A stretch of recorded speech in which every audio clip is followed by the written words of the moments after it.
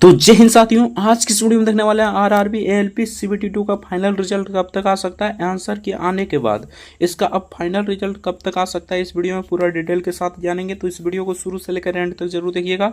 सीएबीटी कब तक हो सकता है और साइको के लिए कितना समय मिलेगा, यानी साइको के लिए कितना समय मिल सकता है, इसके बारे में पूरा डिटेल के साथ जानेंगे। तो इस वीडियो को शुरू से लेकर एंड तक जरूर देखिएगा। चैनल पर नया है तो चैनल को सब्सक्राइब कर लीजिएगा। वीडियो को लाइक नहीं किया तो वीडियो को लाइक जरूर कर दीजिएगा।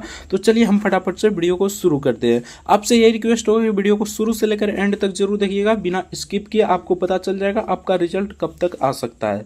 और अगर आप मान लीजिए सीबीटी 2 का एग्जाम दिए हैं, ठीक ना, और एग्जाम होता है पार्ट 1 और पार्ट 2। अगर पार्ट 2 में आप मान लीजिए बॉर्डर लाइन पर है, इसमें 75 क्वेश्चन पूछा जाता है। पार्ट 2 में इसमें 30% आपको अंक लाना होता है। मान लीजिए आप 30% नहीं लाए हैं, ठीक ना, यानी कि आप 30% नहीं, यानी कि 26 दशमलव कुछ होगा, ठीक ना। अगर आप 26 नंबर आ रहा है, ठीक ना, आपका 26 नंबर आ रहा है, 24 नंबर आ रहा है, 25 नंबर आ रहा है, ठीक ना, इस प्रकार का नंबर आ रहा है, तो आपको क्या करना चाहिए। तो सिंपल सा इसके बारे में पूरा डिटेल के साथ इस वीडियो में जानेंगे। तो चलिए फटाफट से वीडियो को शुरू करते हैं। आपसे यही रिक्वेस्ट होगा कि वीडियो को शुरू से लेकर एंड तक जरूर देखिएगा। चैनल पर नया है तो चैनल को सब्सक्राइब कर लीजिएगा। वीडियो को लाइक नहीं किया तो वीडियो को लाइक जरूर से कर दीजिएगा रेलवे के पल पल अपडेट के लिए। तो चलिए फटाफट से हम वीडियो को शुरू करते हैं।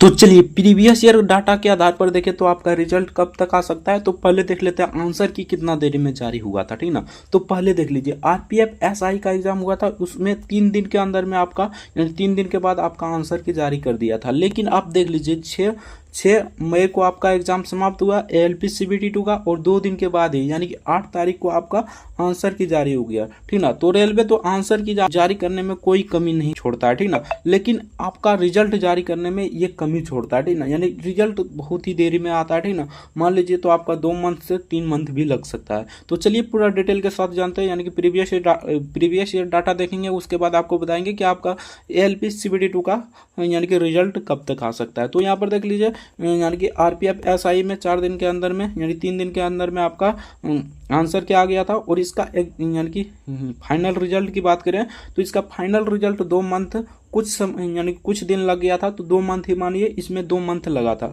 उसी प्रकार देख लीजिए जेई का यहाँ पर 4 दिन के अंदर में आपका यहाँ पर आ गया था आंसर की। उसके बाद टेक्नीशियन ग्रेड 1 में 5 दिन के अंदर में। टेक्नीशियन का रिजल्ट कब आया था, तो यहाँ पर देख लीजिए टेक्नीशियन का भी रिजल्ट 2 मंथ कुछ दिन लगा था, तो इसका भी यहाँ पर 2 मंथ कुछ दिन लगा था। उसके बाद रिजल्ट जारी कर दिया गया था, ठीक ना। तो उसी प्रकार देख लीजिए यहाँ पर आपका सीबीटी 1 जो एएलपी सीबीटी 1 का जो रिजल्ट आया था, उसमें भी 2 मंथ और कुछ दिन लगा था। तो इसमें भी मानकर चलते हैं कि आपका 2 मंथ कुछ दिन लगेगा, उसके बाद आपका रिजल्ट पब्लिश कर दिया जाएगा, ठीक ना। यानी कि ये तो कन्फर्म है, आपका रिजल्ट मई में नहीं आ सकता है, जून में नहीं आ सकता है, ठीक ना। जून के लास्ट वीक या जुलाई के फर्स्ट वीक में डेफिनेटली आपका रिजल्ट जारी कर दिया जाएगा। अब बात करते हैं कि आपको साइको में कितना समय मिलेगा। तो साइको में जो 2 मंथ है यही समय मिलने वाला है, ठीक ना, लेकिन और भी समय मिल सकता है। जैसे कि अभी आपका एनटीपीसी का एग्जाम होना है, ठीक ना, एनटीपीसी का एग्जाम होना है, और एनटीपीसी का आप एग्जाम होगा तो आप जानते हैं कितनी बड़ी संख्या में इसकी फॉर्म गिरा है, ना, 1 करोड़ प्लस ही। ग्रेजुएट लेवल और अंडर ग्रेजुएट लेवल दोनों की बात करें तो 1 करोड़ से प्लस ही फॉर्म गिरा है, ना। तो अगर इसका एग्जाम होता है, सूत्रों के हवाले से खबर आ रहा है कि इसका 10 जून से एग्जाम शुरू होने की पूरी संभावना है। तो 10 जून से मान लीजिए इसका एग्जाम शुरू होता है, तो आपका यानी कि साइको का कब एग्जाम होगा, तो बीच में तो नहीं हो सकता है, क्योंकि रेलवे तो ऐसा नहीं कर सकता है, क्योंकि रेलवे में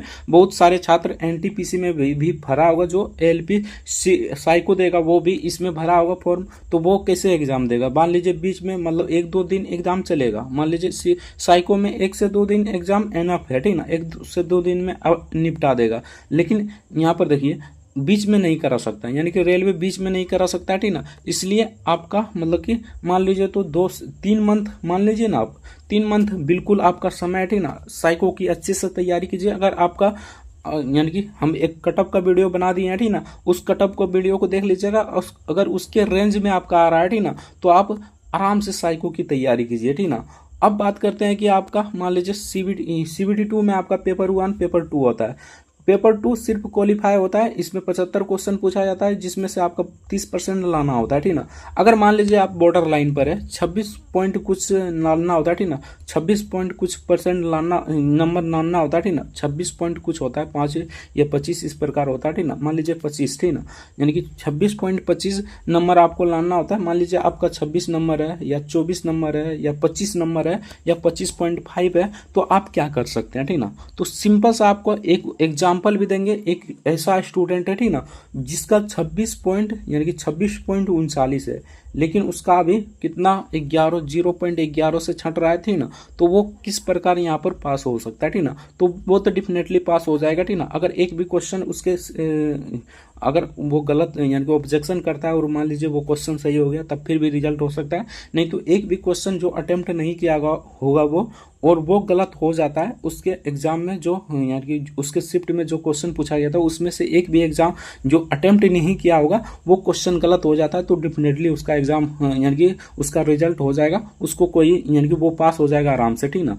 अब बात करते हैं कि आपको क्या करना चाहिए, ठीक ना। अगर आप मतलब 24 नंबर आ रहा है, ठीक ना, 25 नंबर आ रहा है, 26 नंबर आ रहा है, यानी कि बॉर्डर लाइन पर है, तो आपको क्या करना चाहिए। तो सिंपल सा बात है, आपको सिंपल सा यहाँ पर ऑब्जेक्शन करने की मौका मिला है, तो अभी ऑब्जेक्शन हो रहा है, तो सिंपल सा जाइए और पूरा डिटेल के साथ एक बार आंसर की देखिए, ठीक ना। अपना आंसर की एक बार डिटेल के साथ देखिए। उसके बाद जो भी क्वेश्चन पर डाउट होता है, ठीक ना, उसको एनसीईआरटी से मिलाइए, सब कुछ से मिला लीजिए। उसके बाद उस पर ऑब्जेक्शन कर दीजिए, ठीक ना। अगर ऑब्जेक्शन करने में एक क्वेश्चन पर 50 रुपया लगता है, ठीक ना, तो रेलवे भी चेक भी करता है, ठीक ना, क्वेश्चन को चेक भी करता है। यानी कि चेक ही करने में तो रेलवे को समय लगता है, नहीं तो रिजल्ट तो 1 से 2 मंथ यानी कि एनफ है उसके पास, ठीक ना। यानी कि 1 मंथ में भी रिजल्ट जारी कर सकता है रेलवे। लेकिन उसको यानी कि जो ऑब्जेक्शन आप करते हैं, ठीक ना, उसमें रेलवे कहता है कि 20 दिन लगता है, लेकिन 20 दिन हमें नहीं लगता है, ठीक ना। यानी कि उसको लग जाता है 30 से 35 दिन, ठीक ना। 30 से 35 दिन ऑब्जेक्शन को उसको निपटाने में लग जाता है, क्योंकि ये भी छात्र है जो एक क्वेश्चन पर 50 रुपया दे रहा है, तो सबका तो उसका ऑब्जेक्शन देखना आवश्यक है, अति आवश्यक है, ठीक ना। तो इसलिए रेलवे को इसमें 30 से 35 दिन लगता है निपटारा करने में। इसलिए आप ऑब्जेक्शन भरपूर कीजिए, ठीक ना। अगर मान लीजिए एक भी क्वेश्चन आपका सही हो जाता है, गलत क्वेश्चन अगर सही हो जाता है, तो डेफिनेटली आपका मार्क्स तो थोड़ा इंक्रीज होगा ही, ठीक ना। अगर मान लीजिए आपका 25 नंबर आ रहा है, तो एक क्वेश्चन सही होता है तो आपका बहुत नंबर आ जाएगा, यानी कि आप तो आराम से पास हो जाइएगा, ठीक ना। इस प्रकार आप ऑब्जेक्शन जरूर कीजिए, ठीक ना। आपको ऑब्जेक्शन करने की मौका मिला है तो ऑब्जेक्शन जरूर कीजिए, ऑब्जेक्शन को मत छोड़िए, ठीक ना। अब बात करते हैं साइको में कितना समय मिलेगा। तो साइको में आपका 3 मंथ समय मिलेगा, ये तो बता दिए, ठीक ना। अब हम कटअप की बात करें कि आपका कटअप कितना जा सकता है, तो इस पर एक प्रॉपर वीडियो बना दिए हैं, जिसका वीडियो का लिंक हम डिस्क्रिप्शन में दे देंगे, तो उस वीडियो को आराम से देख लीजिएगा। अगर उस बॉर्डर लाइन पर आपका मार्क्स आ रहा है तो डेफिनेटली आप साइको की तैयारी कीजिए, इधर उधर मत भटकिए, ठीक ना। अगर आपका मतलब कि पार्ट टू में एग्जाम में जिस प्रकार हम बताएं अभी, ठीक ना, पार्ट 2 में बॉर्डर लाइन पर है, तो सिंपल सा बिना हिचक, ठीक ना, बेहिचक आप ऑब्जेक्शन कीजिए। जिस भी क्वेश्चन पर आपको लगता है कि ये डाउट है, तो डेफिनेटली आप उस क्वेश्चन को ऑब्जेक्शन कीजिए। भगवान करे वो क्वेश्चन आपका सही हो जाए, ठीक ना, और आपका इंक्रीज हो जाए नंबर और आपका सिलेक्शन हो जाए। यही हमारे कामना रहेगा, ठीक है, हमारे तरफ से यही कामना रहेगा। बाकी आप ऑब्जेक्शन कीजिए, ऑब्जेक्शन करने का मौका है तो ऑब्जेक्शन कीजिए। ये नहीं कि हाथ पर हाथ धर कर बैठ रहा है ये, ठीक ना। और यहाँ पर नॉर्मलाइजेशन की बात करें कि नॉर्मलाइजेशन हो सकता है या नहीं, तो नॉर्मलाइजेशन तो सोचिए ही मत कि नॉर्मलाइजेशन होगा, ठीक ना। रेलवे कुछ भी कर सकता है, नॉर्मलाइजेशन भी कर सकता है, नहीं भी कर सकता है। यानी कि शिफ्ट में तो एक ही शिफ्ट में एग्जाम हुआ तो नॉर्मलाइजेशन का तो चांस नहीं है, ठीक ना। बाकी आप ऑब्जेक्शन जरूर कीजिए, जिस भी क्वेश्चन पर डाउट होता है ऑब्जेक्शन जरूर कीजिए। अगर आप बॉर्डर लाइन पर है तब आपके लिए फायदा है। मान लीजिए आपका 19 नंबर है तो आपको कोई फायदा नहीं है, ठीक है, यानी कि आपका नंबर नहीं बढ़ने वाला है। यानी कि बॉर्डर लाइन पर है तो आराम से आप ऑब्जेक्शन कीजिए, 1-2 क्वेश्चन आराम से सही हो जाता है, ठीक ना। तो ऑब्जेक्शन कर यानी कि 2-4 क्वेश्चन ऑब्जेक्शन कर दीजिए, 200-400 रुपया खर्चा लगेगा। अगर रिजल्ट हो जाता है तो कितना बड़ा काम हो जाएगा आपका, ठीक ना। यानी कि फॉर्म भी दोबारा भरिएगा तो 400-500 लग जाएगा, इसलिए ऑब्जेक्शन ही कर दीजिए अभी, ठीक ना। तो सिंपल सा अगर क्वेश्चन सही हो जाता है तो आपका मतलब भाग्य सही होगा, अगर क्वेश्चन नहीं सही होता है तो आपका मतलब कि लत ही खराब होगा, ठीक ना। बाकी आज की वीडियो में इतना ही, बाकी सब कुछ आपका डाउट क्लियर हो गया होगा। अगर कोई भी डाउट हो तो कमेंट करके जरूर बताइएगा। चैनल पर नए तो चैनल को सब्सक्राइब कर लीजिएगा। रेलवे की पल पल अपडेट के लिए हमारे चैनल को से जुड़ना ना भूलिएगा। मिलते हैं नेक्स्ट वीडियो में किसी नेक्स्ट टॉपिक के साथ, तब तक के लिए जय हिंद, जय भारत, वंदे मातरम। वीडियो देखने के लिए आपका बहुत बहुत धन्यवाद।